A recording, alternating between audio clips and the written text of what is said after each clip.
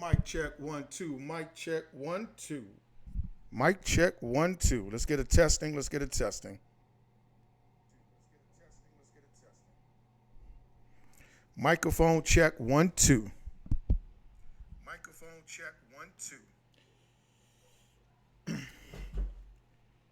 Man, 4:58. Listen, we're gonna start on time today. We got a jam-packed show on this week in the PHFL.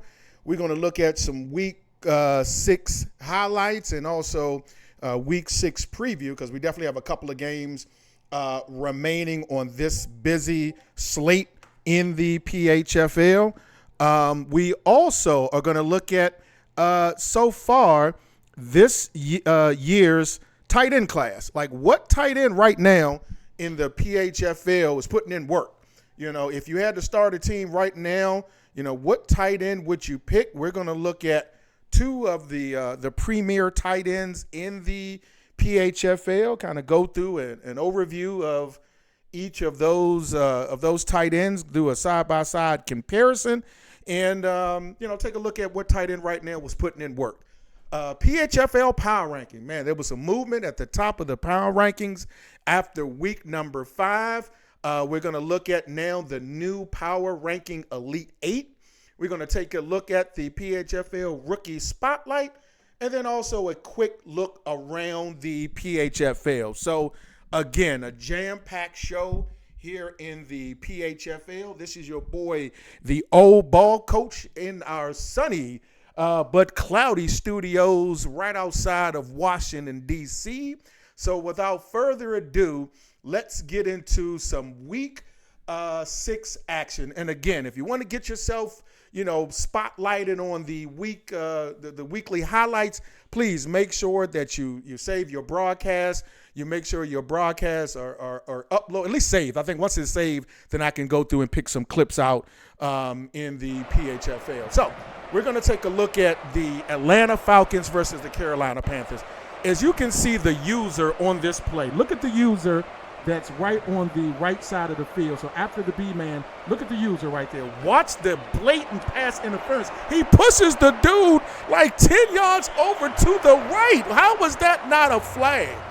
I mean, you got to be kidding me with the blatant, miss of that particular pass play for Atlanta. Again, they're only down 17-13. This play right here is literally indicative of, I don't want to, it's just Madden. It's 3rd and 10. They're at the 20-yard line.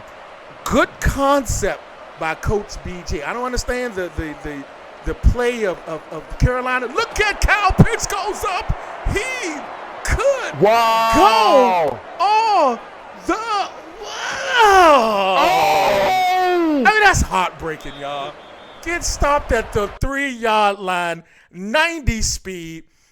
Carolina holds on 17-13. Let's take you over to New York City, where the undefeated New York Jets are down 17-3 third quarter. Now they're in striking distance. They score here. It's 17-10. We got a brand new ball game. Again, 3rd and 10. The Jets right now have been the talk of the PHFL. They were the darlings of the PHFL. Undefeated, blowing everybody out. Number 1 in every power ranking in the PHFL. 3rd and 10. 17-3. They're in field goal. I mean, they're in striking distance. Again, great pass, gets tripped up. Okay, 4th and 6. One of the things that you'll notice in the PHFL, a lot of teams are doing man-to-man. And as you see, man-to-man, how do you undercut that route like that? That's a bad throw. I don't know whether or not Fields could have let it a little bit more, but he undercutted that. Bumped his head on the goalpost. 24-3. Ladies and gentlemen, good night, good morning, good afternoon. That is it for the New York Jets in their undefeated season. Now let's take you to this is now the vote, because everybody has been talking about this in the PHFL. So right now it's 1st and 10. 27-24. Denver is up on the Chargers. Herbert scrambles out. He gets hit. It's a fumble. It's fourth quarter, 3:35 remaining. But now the Chargers or the Broncos have the ball. This has been talked about on sports centers and sports talk radio throughout the day. Look how close the guy is. He's in the middle over the center. Where is the competition committee with this type of debauchery, this type of tomfoolery? Look at this dude. He's over the center. Where is the competition committee with this type of trash and foolishness that is allowed? Again, we go back. It's second and 10. Okay, listen. Let's see whether or not we can get to the outside. Look how close this dude is. You cannot allow that competition committee. It's manipulating the AI. It's 3rd and 17. Let's see what's going to happen now. He comes so close. Then he goes offside. He goes offside. Competition committee led by, we can't even call it BG because BG is a snake. No, he's not a snake. He just cheeses. So stuff like this, BG will sign up for. But again, competition committee. Can we take a look at this? We are going to take a look at this from the Denver Broncos front office, send it to the committee to say, wait a minute, is this football? Yes or no? But I digress. Again, Broncos lose their second consecutive game, falling to 3-3. Chargers, again, are moving now to 4-1 on the season. So, again, if you want to get your game into the highlights again, I want to make the highlights show a little bit more expansive going forward with a little bit more highlights on some of the key plays of the game. Please make sure you're saving your broadcast, and that way I can able to go through each game and pull those highlights out. Now let's go to the PHFL Power Rankings, where there definitely is going to be a lot of chatter in the PHFL Elite 8. And after last week's game, our new number 1 team is your Kansas City Chiefs with Coach Twitch. Yep, Coach Twitch right now. Now, keep in mind, there's kind of a little asterisk because the Detroit Lions and the Dallas Cowboys both are undefeated, haven't played yet. So, again, depending on who wins that game, that could actually change the balance of who comes in at number 1 in next week's ranking. But, again, at the time of taping our show inside of our beautiful studios right outside of Washington, D.C., that game has yet to be played. So, Kansas City is number 1 in the PHFL Power Ranking Elite 8. The Detroit Lions are number 2. The biggest jump is your Buffalo Bills, who are now number 3 in the PHFL Power Ranking, and really looks like a formidable team in the AFC that you're going to have to definitely keep an eye on. Number 4 is your Green Bay Packers.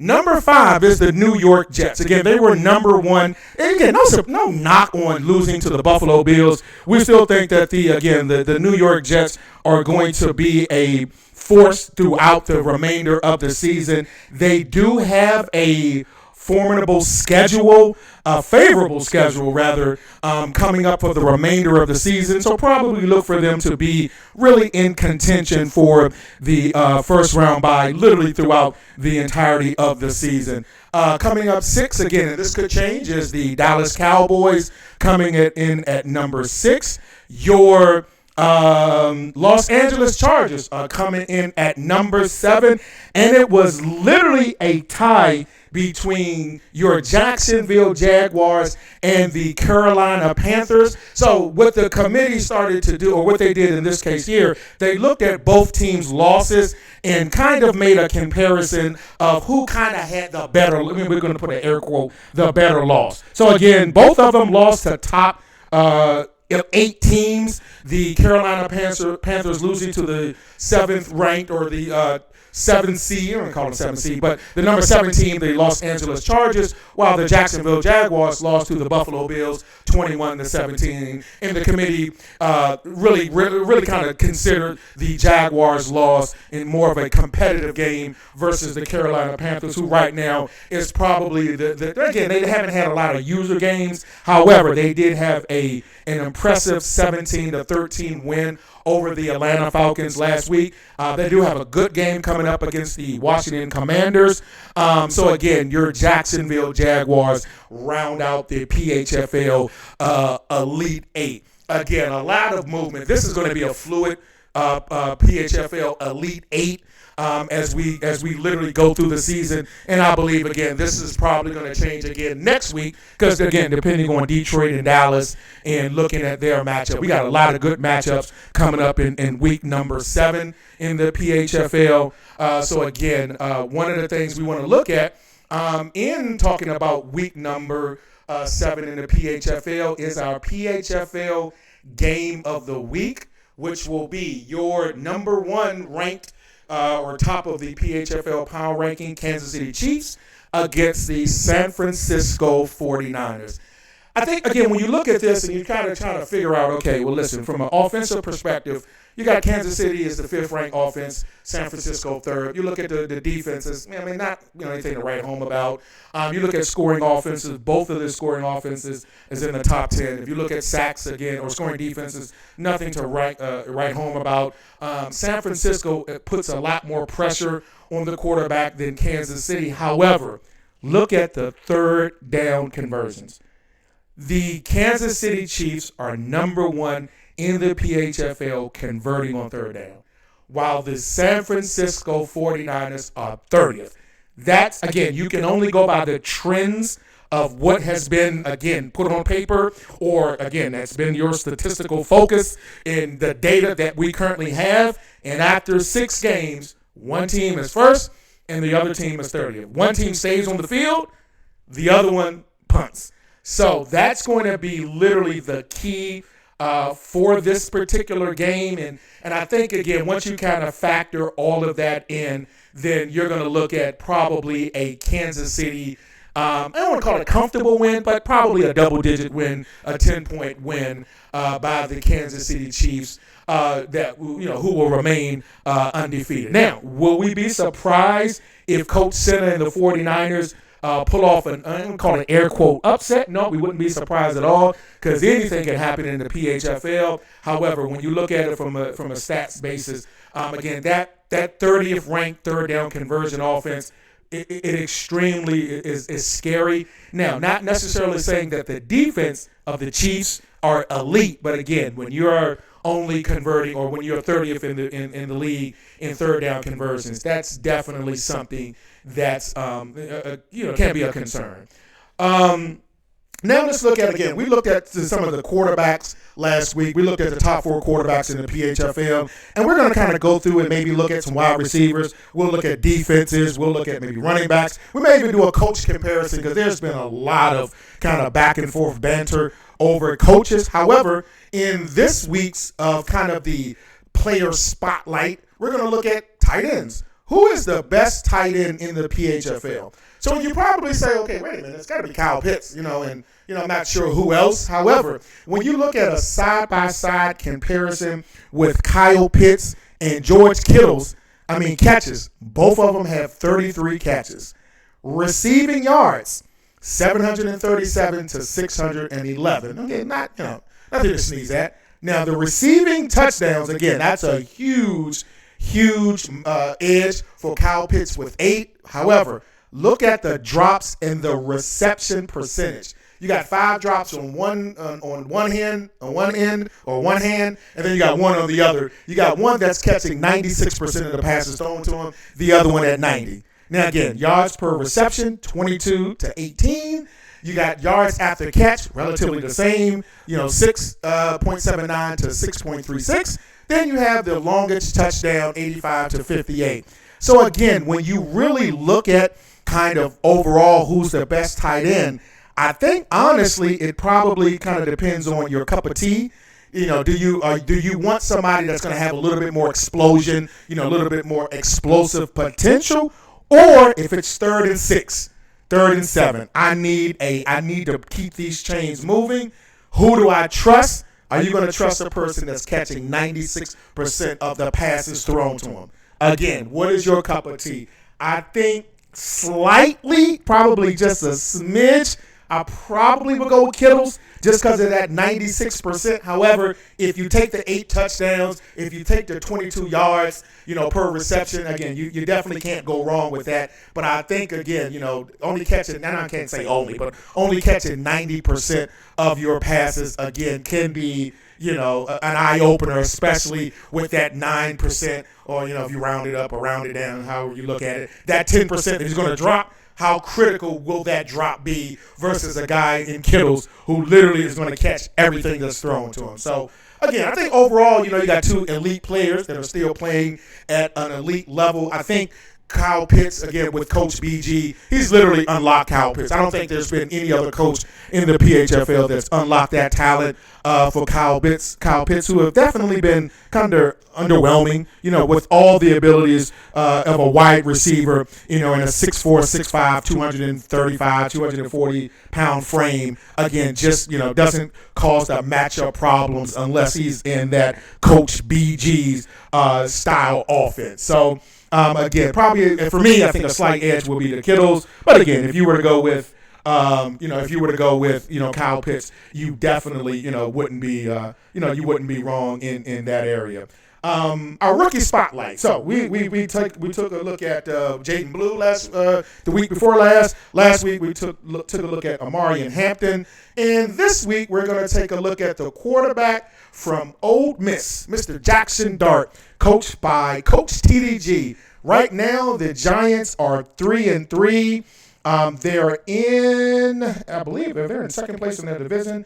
Let me check. They're in the cellar. But again, they're 3-3. The Commanders, I think they're 3-3 also. The Giants right now are 2-2. So the Cowboys are kind of head and shoulders the class of the division. However, you got a lot of potential with Jackson Dart, completing 105 for 202 for 1,965 yards. Has a QBR of 102.5 with 17 touchdowns and 13 interceptions.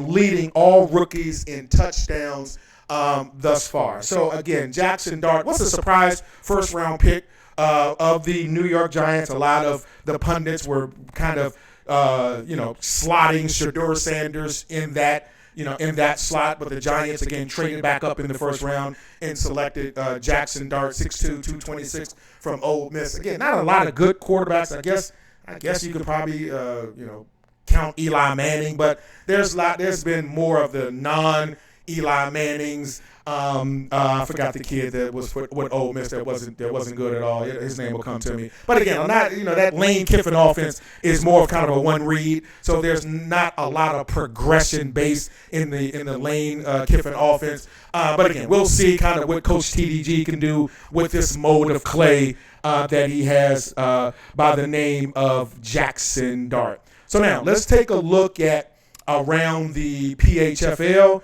And really, there's a couple of games right now that has already been completed. I know the Commanders knocked off the Ravens we called it in last week's show. I gotta be able to pull the recordings, so like on past shows I can kind of do a replay of what we talked about in past shows. But the Corral, there you go, Matt Corral. Appreciate you, Coach Shump. My God, that's my statistician, Coach Shump. Appreciate you, Matt Corral from Ole Miss.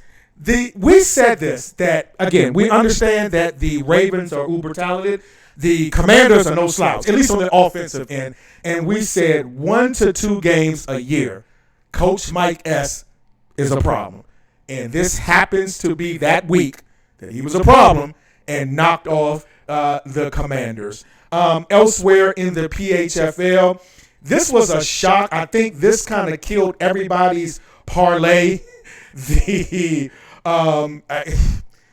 Man, I tell you, Coach Whoop is going to throw the ball. He's going to throw it deep. He's going to, again, Jalen Milroe is going to run around. He's going to frustrate you. But, man, I tell you what, he's going to come out there, and he's going to definitely put some pressure on you. Jalen Milroe, 20 for 29, 325 yards, 2 touchdowns and 2 interceptions, 16 carries for 86 yards and 1 touchdown. He looked like he was back at Alabama. And they destroyed the San Francisco 49ers 48-28. I mean, again, any given day in the PHFL. And what's funny, we just had a MVP conversation with Brock Purdy and Justin Fields. And now, this right now eliminates, Brock Purdy unless he goes on a historic run for the remainder of the season. 21 for 41, only 52% completions, 347 yards, 2 touchdowns, and 6 interceptions. Again, just not good enough. And Jalen Milroe may be, we might have to do a spotlight on him next week because he may be your PHFL Rookie of the Year thus far because he's having an outstanding year thus far. Again, it hasn't translated into a lot of wins. However, you got to take baby steps. You got to build, you got to crawl, you got to walk, and then you got to run. That's what my man Clay Davis told Stringer Bell. Crawl, walk, run. So, again, right now we got Jalen Milroe is kind of crawling, trying to trot just a little bit, but, again, definitely an outstanding game with the Seattle Seahawks knocking off the San Francisco 49ers. This probably from a defensive perspective and a strategic perspective was one of the best games of the season. The Carolina Panthers knocked off the Atlanta Falcons 17-13.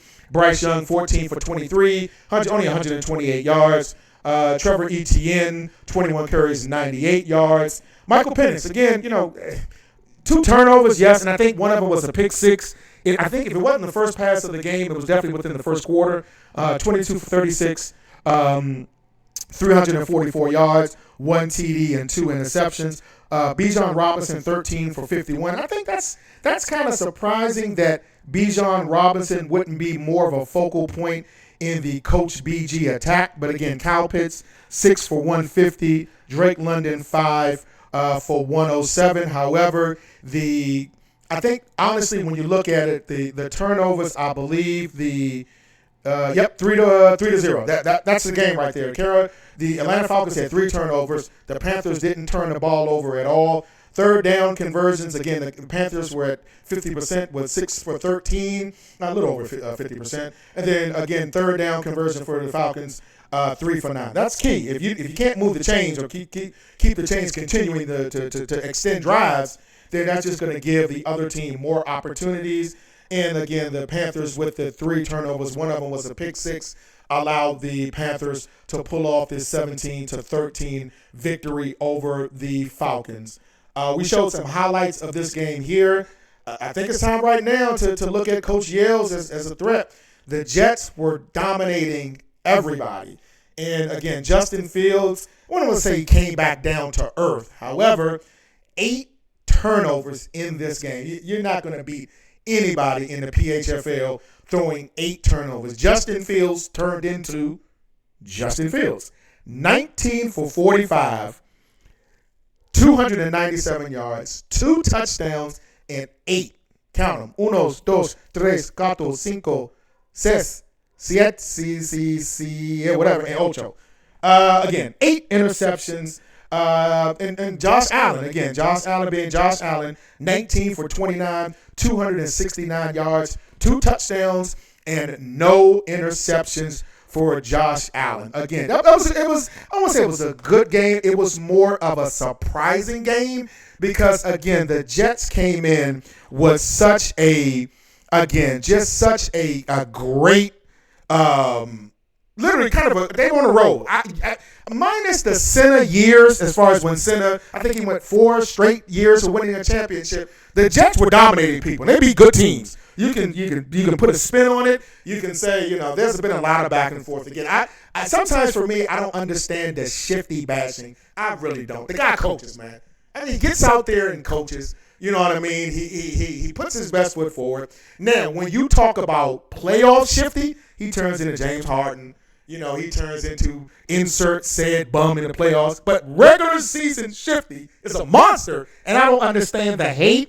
But again, he beat some good teams, and we didn't think that there was going to be that the Bills were going to have enough to knock off the Jets just based off the way they were playing, but they did. So again, you got to definitely give them a lot of credit for that win. And then again, the Broncos again started off 3-1. A lot of hype in the Mile High City. Let's ride and all of that. And right now, again, it's We don't know. We caught up with the old ball coach Peyton in the locker room talking about Bo Nix and his competitive spirit, and he was the old ball coach after the game.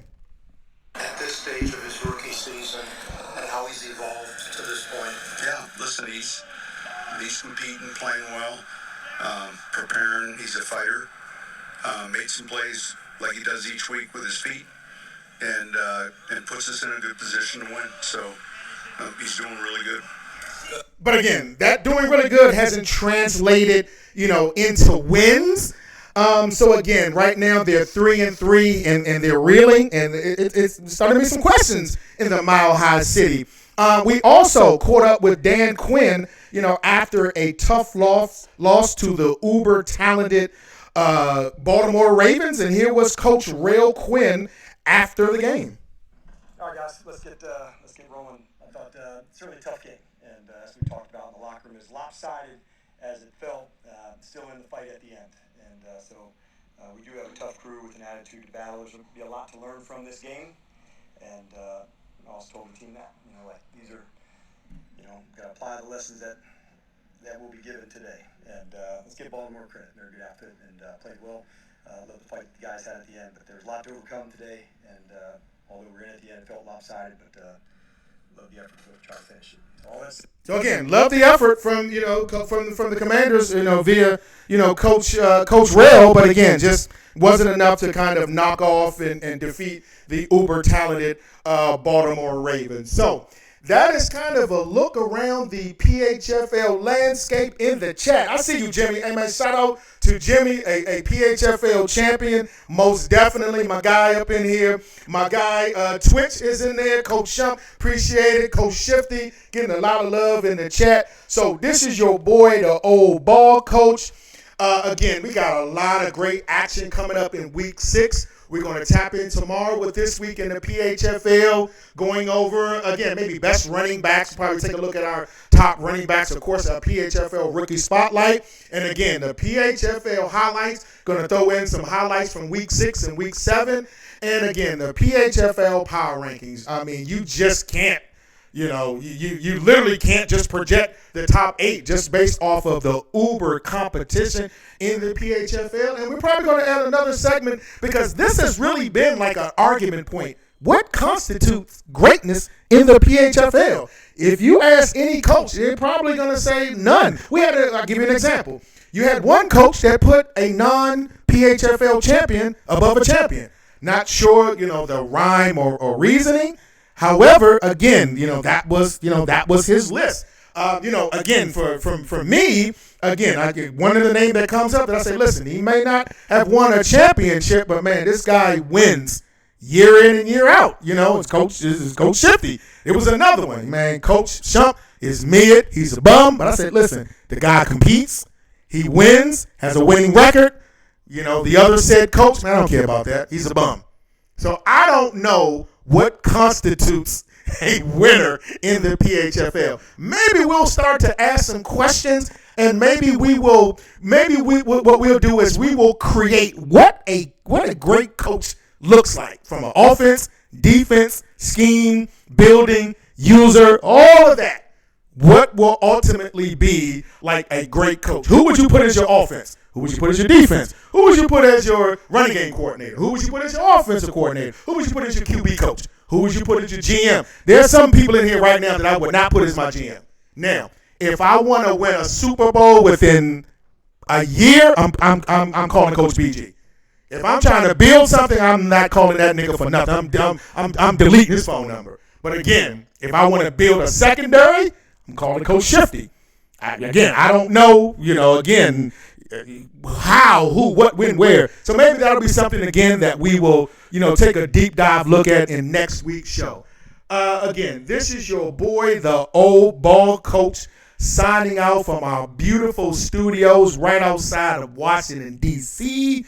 for This Week in the PHFL. Appreciate all of our just uber competitive coaches that make our league, without question, the #1 sim league. We try to get people to come in. And matter of fact, let me shout out Mike Gotta Win. My man's starting to talk a little bit of trash now. He's starting to smell himself. You know what I mean? He finally got him some little coochie. Now all of a sudden, now his nuts didn't drop. So, man, shout out to, man, Mike got to win, the coach of the LA Chargers, who now it appears that's sticking around. I haven't heard from the Rams guy yet. I haven't heard from the Bears guy yet. The Bears guy took a loss, and I don't think he's been back since. Hopefully he's still around because he has a user game against the Jags. The Rams user, I know he was looking for a game. I think he has a bye this week, right? Yep, he has a bye this week. So hopefully he has a user game so we can really see kind of his competitive spirit.